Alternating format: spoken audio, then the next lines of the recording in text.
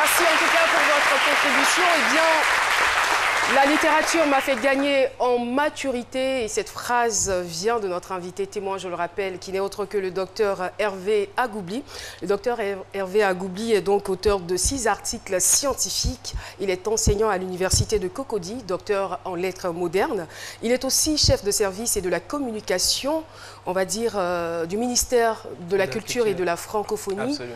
Et ce qui est le plus important, c'est qu'il est un pur produit du système éducatif ivoirien.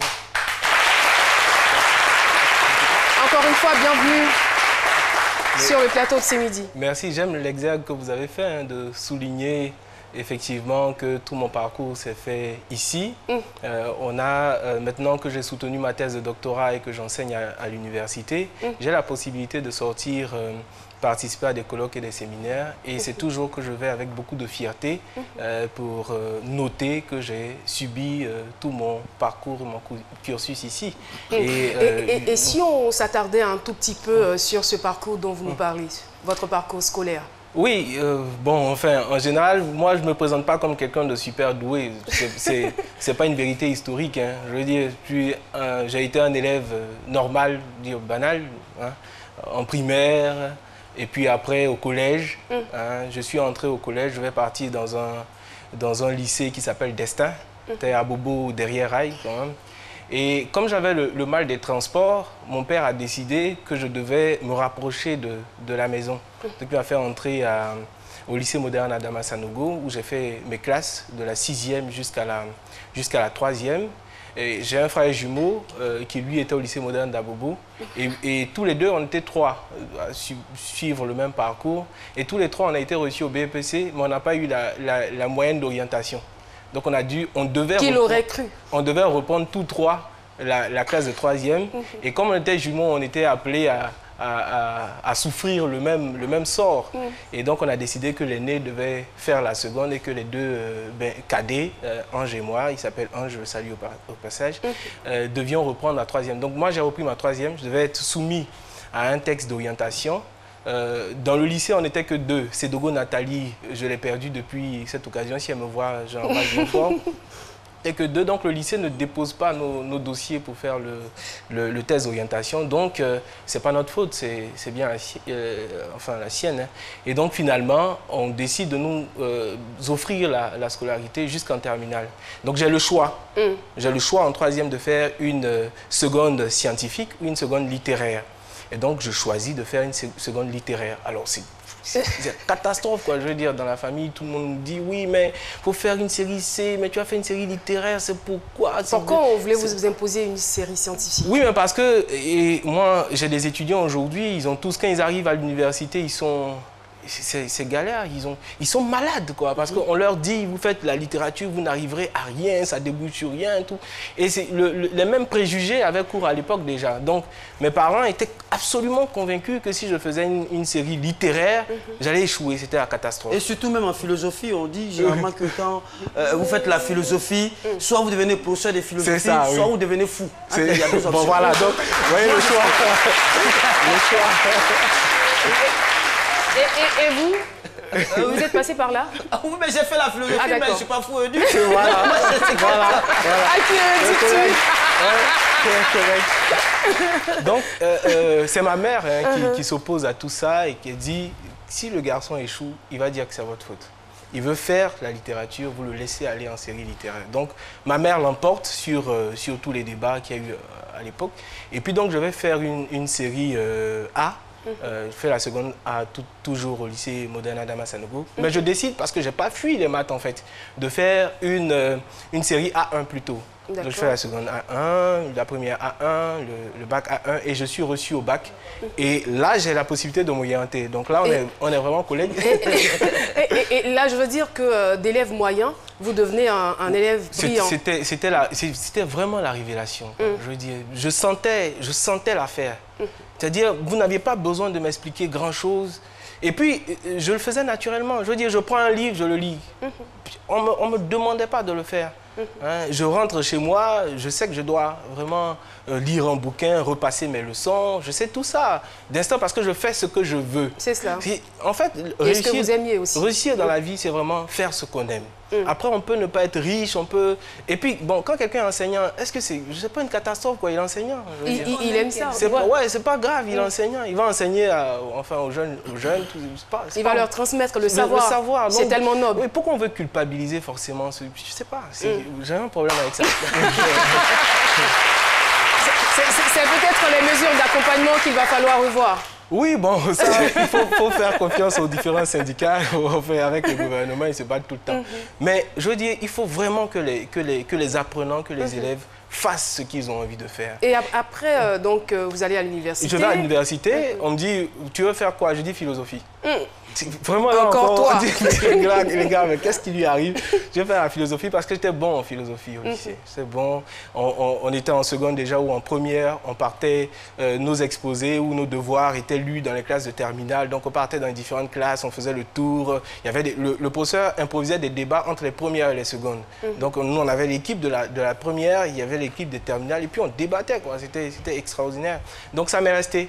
Je me suis dit à l'université, bon, on va mieux débattre, ça sera plus cool, donc université. Et l'aîné de notre famille faisait déjà la philo. Chez nous, c'était comme ça. Il vous a un peu influencé ou pas?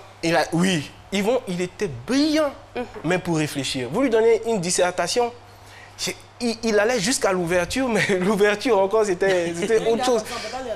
Bon, oui, non, c'était pas possible de faire ça. Alors aujourd'hui, il est technicien supérieur d'une entreprise qui n'a rien à voir avec la philosophie.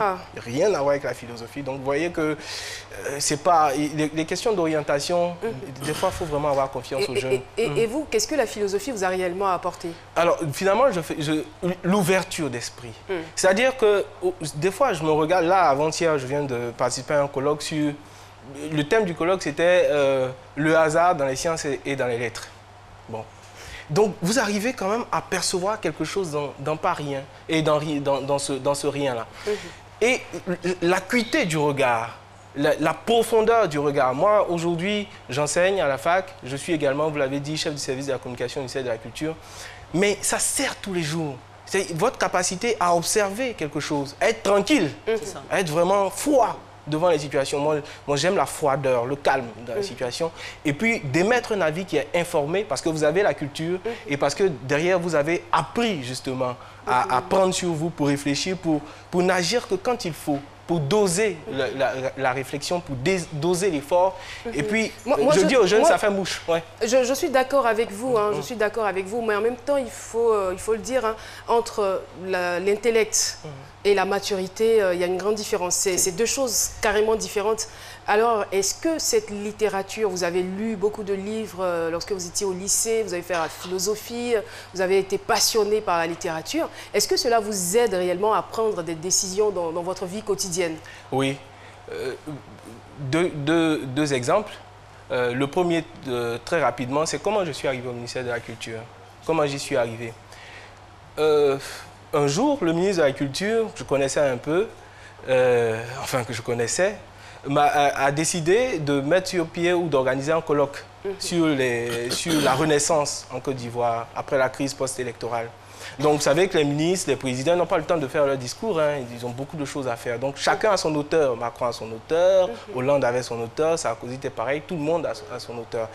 Il est clair que quand vous faites le discours, quand vous faites le texte, bien sûr, la personne qui va le présenter peut lire, peut faire des amendements, ainsi de suite. Donc le ministre de la Culture, je crois que je préparais ma thèse, me demande de préparer sa communication. Donc je prépare sa communication, je la lui envoie. Et puis, bon, enfin, la vie suit son cours. Et un jour que je suis chez moi, le téléphone sonne. Il faut dire que lui-même, il est un grand écrivain, auteur de plusieurs œuvres littéraires. Oui, c'est un grand écrivain. C'est vraiment un grand écrivain. Et il décide, effectivement, il m'appelle. Il est en France, il m'appelle. Moi, je pensais que c'était notre Benjamin, puisqu'il y est aussi. Et il me dit, oui, mais j'ai lu ta communication. J'ai lu la communication que tu as écrite pour moi. Et je te dis, quand je rentre au pays, il faut que tu viennes au cabinet. Je dis, ah bon? Il dit, oui, il faut que tu viennes au cabinet parce que tu y es à ta place. J'ai lu la communication que tu as faite. C'est une communication qui n'a pas ton âge. C'est une communication qui est absolument brillante. Et il m'a dit cette phrase, le poste auquel je te mets, c'est un poste de chargé d'études, c'est un poste de conseiller.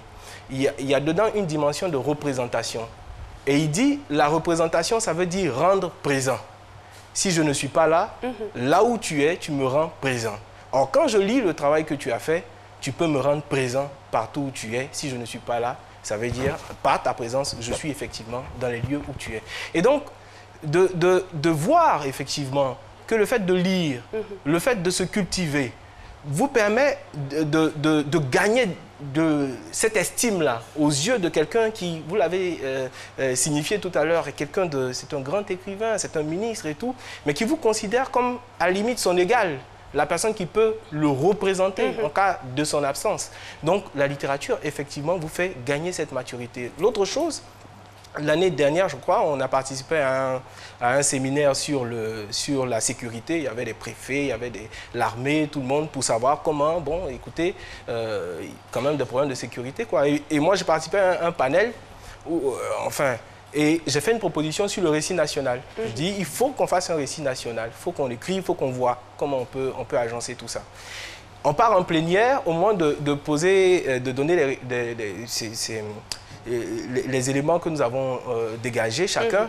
Moi, je décide ma résolution à moi, je lève la main, tout le monde commence à rire. Bon, enfin, on va faire un récit national au moment où, bon, il y a des problèmes de sécurité qui sont criants, comment on se débrouille? J'arrive quand même dans la cohue à présenter mon idée. Parce que je prends l'exemple de Lavis en France, qui a fait l'histoire de France, on l'appelle l'instituteur de France. Il y a aussi le projet de la Commission européenne pour écrire un nouveau récit pour l'Europe, parce qu'après les deux grandes déflagrations que j'ai connues, les gens ne croyaient pas. Et donc, on a convoqué des intellectuels pour leur demander effectivement de produire un récit pour l'Europe. Le nouveau récit de l'Europe, le corps et l'esprit de l'Europe. C'est comme ça que le texte est écrit. Je rentre, on a fini le séminaire, je rentre, le lendemain, le directeur de cabinet du ministre de la Défense de l'époque m'appelle pour me dire, ah non, hier, au séminaire, vous avez proposé quelque chose. Il se trouve qu'il y a un conseil de ministres, on nous demande, le ministre a besoin de ce que vous avez fait, il faut lui faire un mémo. Il va aller le communiquer en conseil des ministres. Donc je le fais, j'informe le ministre, mon ministre à moi, et puis il m'autorise, donc je fais le travail, on va, et ils partent en conseil. Et le premier ministre de l'époque, Duncan, décide que c'est une résolution pertinente et qu'elle doit être appliquée. Donc, vous voyez que... On va rajouter que la littérature vous a fait aussi gagner sur le plan professionnel. Oui, beaucoup d'ailleurs. Absolument. Beaucoup. Absolument. Alors, c'est pas encore terminé. On aura la deuxième partie de ce témoignage dans quelques instants. Mais on a la pub. À tout de suite.